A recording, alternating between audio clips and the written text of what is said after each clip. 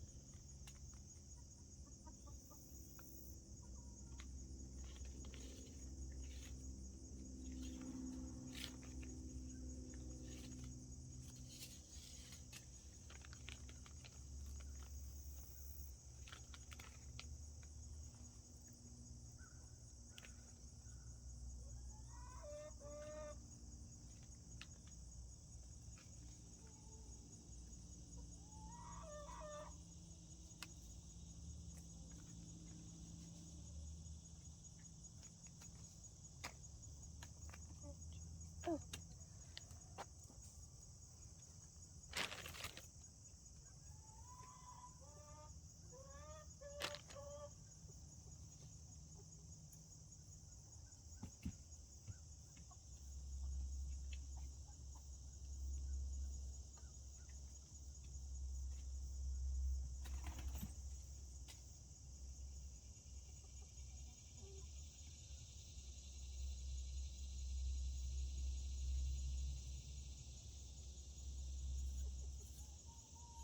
So basically, I just lay out my seeds where I want them to go.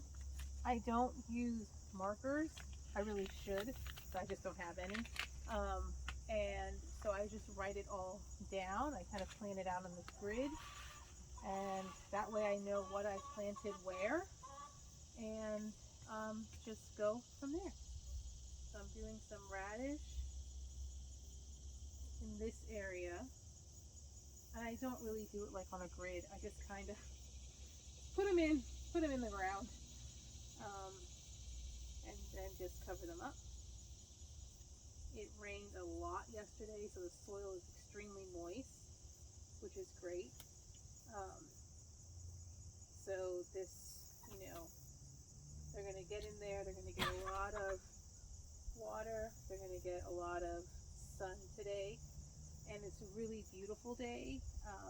This morning it was 55 when I got up, and now it's closer to 60. It'll be a high of 72. For me, that is like the perfect weather. So I will just keep doing this. I've got radish and cucumber on this side, and then I'm also planting some of the poppy seeds in here as well.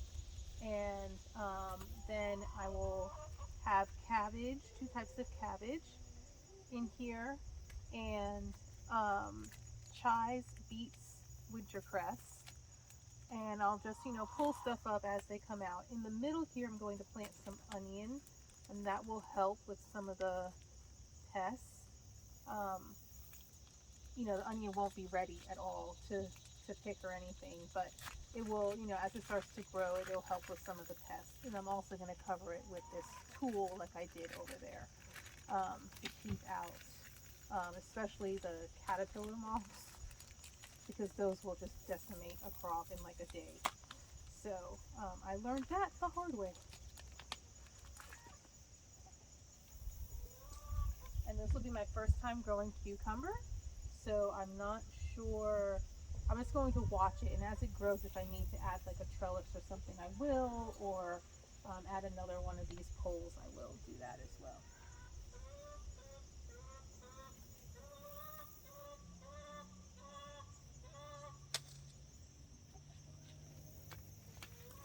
And then my seeds, I get them from Strictly Medicinal, and then there is someone called M.I. Gardener, which I follow on YouTube, and I get seeds from that company as well. But then also local, like if there are some local ones. But these I did have to order. Yeah, they hear me talking, because locally we didn't have anything really. Everything was sold out. Everybody's getting the planting bug, especially as schools start to go back, and there are a lot of schools who are trying to be, environmentally conscious. So a lot of schools are teaching their children how to plant and how to garden, and a lot of places have, yeah, I hear you, classroom gardens. So all the seeds are going.